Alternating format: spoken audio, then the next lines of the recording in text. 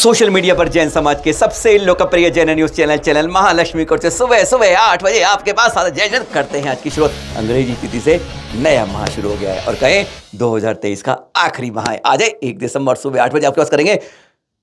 मूर्तियां झाज उड़ा देती हैं, गजब की बात लगती है। पर हाँ, ध्यान रखिएगा, 1947 हिंदुस्तान के 2 हिस्से हो गए। एक हमारा भारत हो गया और दूसरा भाई पाकिस्तान बन गया। जो उधर से आ रहे थे, कहते हैं जितने आ रहे थे ज़्यादा लाशें जहाज़ों में ट्रेनों में आ रही थी। जो बच गए, कहते हैं वह आकर बस रहे थे। अब ऐसे ही मुल्तान में एक जैन मंदिर बहुत विशाल था, 2 चौबीसी थी उसके अंदर। अब वहाँ पे जो जैन भाई थे, उन्होंने कहा हम इन प्रतिमाओं को अपने साथ लेके जाएंगे, ये तो हमारे भगवान हैं, इन्हें कैसे छोड़ के जाएंगे। ये जो प्रतिमाएं देख रहे हैं अपना लाल मंदिर में, ये चौबीसी वहीं की है। पर आई कैसे, बहुत सोचने वाली बात है। तब इस तरह के जहाज़ नहीं थे, बाहर से जहाज़ आया, स्पेशल बुलाया, मुल्तान में लाया और कहा गया कि इन्हें लेके चलना है। 2 पेटियों में 2 चौबीसी रखी गई। और जब उसने देखा, वजन उठाया, कहता अब ये जहाज़ नहीं उठ सकता, आपको प्रतिमाएं यहीं छोड़नी पड़ेंगी। पर जैन भक्त ऐसे थे, उन्होंने कहा हमें छोड़ देना, पर प्रतिमाएं जरूर जाएंगी। उसने कहा नहीं जाएंगी, जहाज़ नहीं उड़ पाएगा, कुछ भी कर लीजिए नहीं उड़ पाएगा। लेकिन उन्होंने कहा एक बार कोशिश तो कर मेरे भाई, नहीं उड़ेगा, हम उतर जाएंगे पर प्रतिमाएं नहीं छोड़ के जाएंगे, तू चले जाइयो। उस समय क्या है, किराए पर भाड़े पर जहाज़ मंगवाने पड़ते थे, बहुत मोटी राशि देकर बुलाया गया था और वह प्राइवेट जहाज़ होते थे।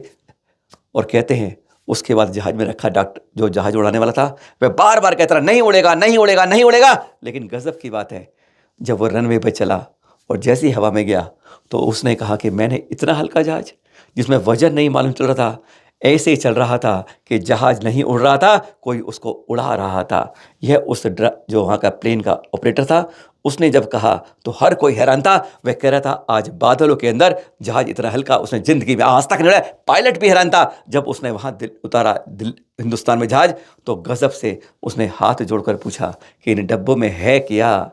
तो उन्होंने खोल के दिखाया, प्रतिमा है। उसने जूते चप्पल उतारे और वहीं पर नतमस्तक हो गया।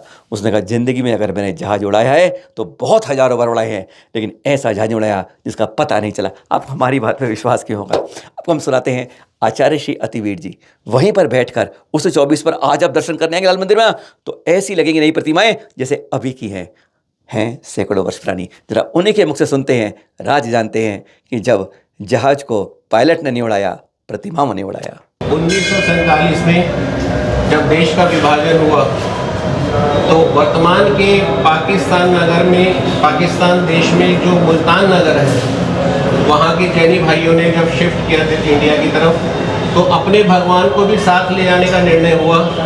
और इस प्रकार से उस मुल्तान नगर के मंदिर की सारी प्रतिमाएं हिंदुस्तान में लेकर आए। और वहाँ से जब लेकर आ रहे थे तो बहुत यात्री थे प्लेन के अंदर, सारी प्रतिमाएं भी थी। प्लेन बहुत भारी हो गया।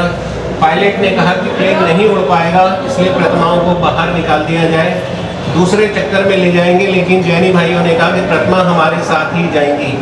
2 चौबीसी थी, उसके अलावा और भी प्रतिमाएं थी। सारी प्रतिमाएं जिस समय प्लेन में विराजमान हुई तो पायलट से रिक्वेस्ट की गई कि एक बार प्लेन उड़ाकर देखो, नहीं उड़ेगा तो फिर कोई और व्यवस्था बनाएंगे।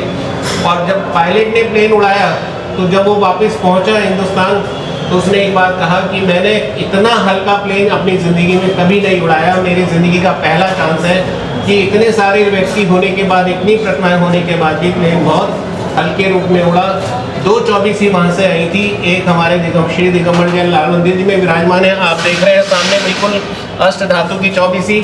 दूसरी जयपुर के अंदर विराजमान है। इस चौबीसी का आज भी अतिशय ये है कि जो व्यक्ति मन से इनकी अभिषेक और पूजा करता है, उसकी संपूर्ण मनोकामनाएं पूर्ण होती हैं। और आज भी बहुत दूर दूर से, यहाँ तक कि कृष्णानगर से, शंकर नगर से, आपका नोएडा से कितने लोग आते हैं जो प्रति दिवस यहाँ पूजन अभिषेक करते हैं और आनंद मनाते हैं। जी हाँ, इसी लाल मंदिर में मूल वेदी है पारस प्रभु की। इसी लाल मंदिर देख रहे हैं आप। 29वां जन्म कल्याणक महोत्सव आ रहा है। दिसंबर माह चल रहा है, नया साल आ रहा है और 2024 का पहला रविवार 7 जनवरी को है पौष कृष्ण एकादशी। वैसे दिन तो उसके अंदर 4 कल्याणक होते हैं।